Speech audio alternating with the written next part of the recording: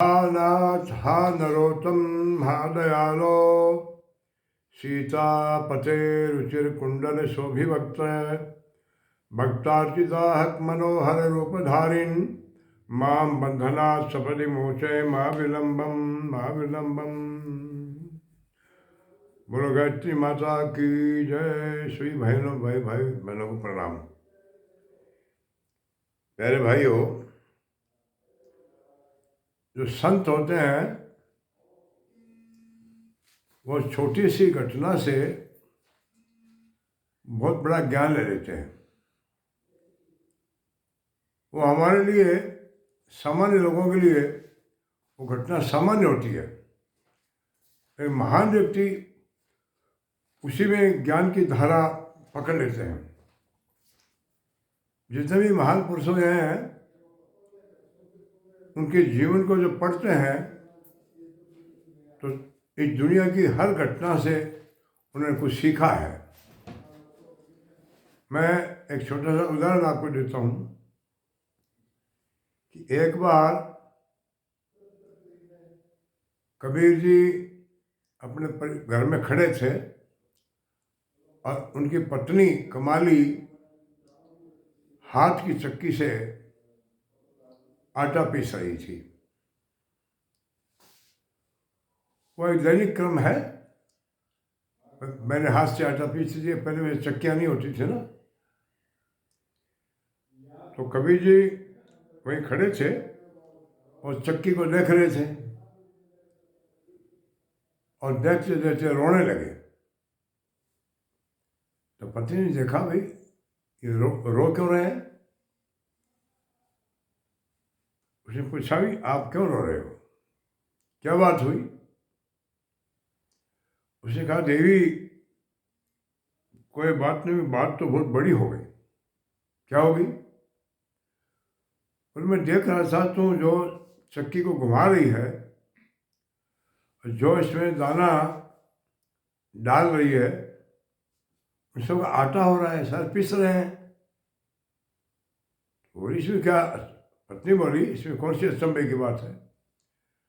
ये पीसने के लिए तो मैं इसमें डाल रही हूँ, इसमें रोने वाली क्या बात होगी, आप रो क्यों रहे हैं।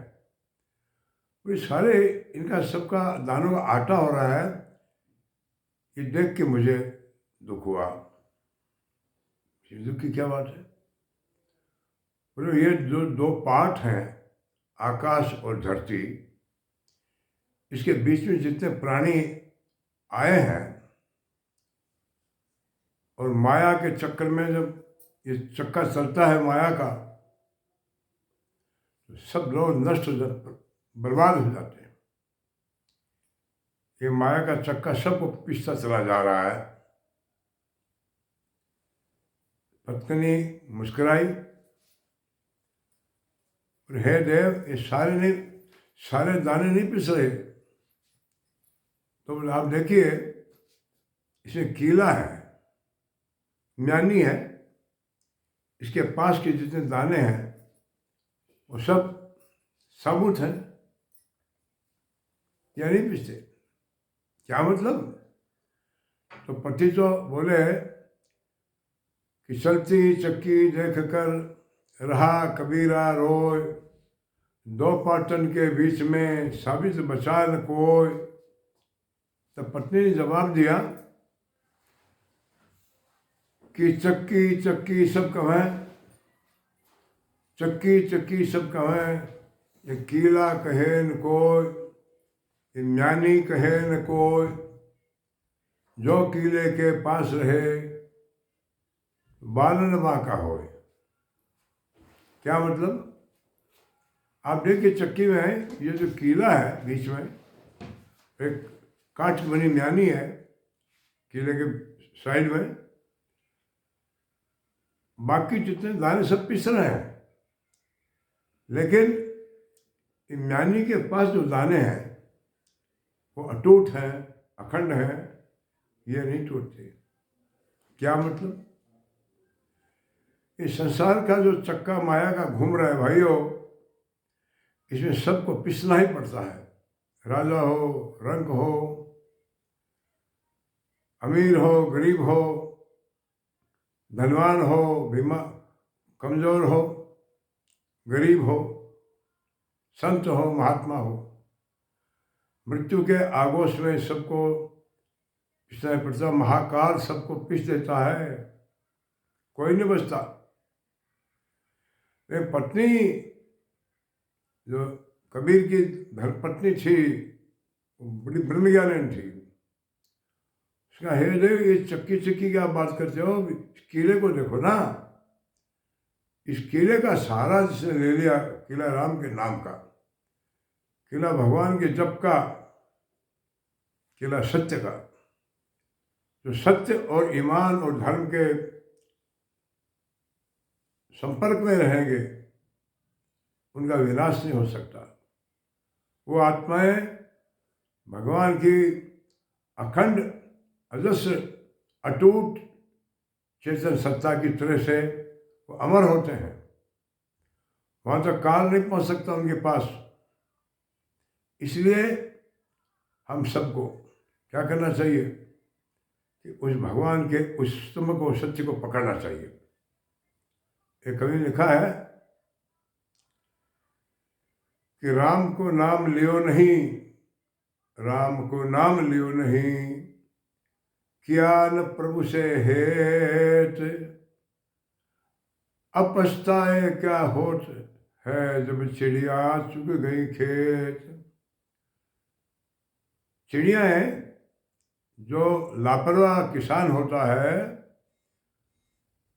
उसके खेत में अच्छा दाना लगता है, लेकिन चिड़िया जो है, चिड़ियाएँ चुग जाती हैं। और जिसने रखवाली नहीं की, उसके दाने, उसकी खेती नष्ट हो जाती है। तो यार, इंसानियत की खेती हमें मनुष्य होने मिले है, और सब कुछ भगवान ने दिया हमको, तन मन धन, और उसके बाद भी हम अपनी अकर्मण्यता से, अपने अज्ञान के कारण से इस खेत को, अंतःकरण को, मानव शरीर को बर्बाद कर देते हैं, और अनेक बीमारियां लग जाती हैं। फिर पश्चाताप होता है। अब पछताए क्या हो जब चिड़िया चुगी खेत? अब क्या है, राम का नाम नहीं लिया कभी, भगवान भजन नहीं किया, और अंत में पश्चाताप करते हैं। हमने देखा है जो पाप कृत्य करते रहते हैं, इस दुनिया में उनको बेमौत मरते देखा है। मैंने, कहते हैं शास्त्र में लिखा, अंतमति सुगति, मरते समय जैसी मति होती है, विचार होते हैं, जीवन में जैसा अभ्यास किया है, जैसे कर्म किया है, उस समय संसार से विदाई लेते समय वो चिंतन ही उसके दिमाग में घूमता है, और कामना, वासना, तृष्णा, या जैसा अच्छा या बुरा कर्म किया है, अंत में वो जीव चेतना उसी गति को प्राप्त कर लेता है। मैंने एक ठाकुर साहब को मरते देखा, जो हमेशा अपनी प्रशंसा करते थे, मैंने इतने बकरे खाए, मैंने इतने मेंढे खाए, इतने हिरण खाए, वो अपनी गिनती बताते थे। मैं उनसे कहता था कि पहले राजा महाराजा कहते थे, हमने इतने यज्ञ किए, इतने हवन किए, इतना दान दिया, आप ये गिना रहे हो कि हमने इतने बकरे खाए। और वास्तव में जो मर रहे थे उस समय, गांव के लोग सब इकट्ठे थे उनकी कोठड़ी में। समझदार लोग बेचारे कोई दान दे रहे थे उनकी आत्मा की शांति के लिए, कोई गैस का मंत्र व्रत करने का संकल्प दे रहा था। एक सज्जन ने पूछा, क्या इच्छा है? मरते समय पूछते हैं क्या इच्छा है, तो आँख फाड़ करके वो इधर उधर देख रहे थे।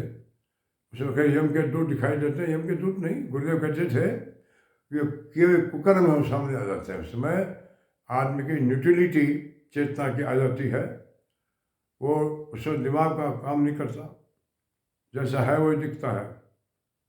तो फाड़ फाड़ के हाथ पटक रहे थे, तो एक सज्जन ने पूछा, क्या इच्छा है? है, क्या इच्छा है? बोले मांस। ऐसे कैसे निकल गया सांस। तो सभी सज्जन बोले ये बकरा बनेंगे, बकरा बनेंगे। जड़ भर की कथा आती है भागवत में। मरते समय एक हिरण के बच्चे को उन्होंने पाल रखा था, उनकी दृष्टि उस हिरण के बच्चे पर चली गई और अंत में प्राणांत के बाद उनको हिरण बन के आना पड़ा। भाई बहनों, शास्त्रों में जब इन चीज़ों को पढ़ते हैं तो प्रेरणा मिलती है कि हमें अपने जीवन को सुंदर बनाना चाहिए। और ये एक दिन में नहीं होता, समय लगता है। गीता के 12वें अध्याय में भगवान ने इसका जवाब दिया है, अभ्यास रूप योगे न ततो मामिच्छत् तुम धनंजय, हे धनंजय अर्जुन। तो अभ्यास रूप योग कर, बार बार कर, ट्राई अगेन, तो तुम्हारी चेतना, तुम्हारे संस्कार ईश्वर चेतना में आरूढ़ हो जाएंगे। भगवान से प्रार्थना करते हैं हमारा अंत ईश्वरी चेतना के स्मरण करते हुए, चिंतन करते हुए ही बीते, और उस किले का सहारा हम ले लें, इसको सत्य कहते हैं, भगवान कहते हैं। तो हमारा विनाश किसी युग में नहीं हो सकता। इन्हीं शब्दों के साथ आज की बात समाप्त करते हैं। धन्यवाद।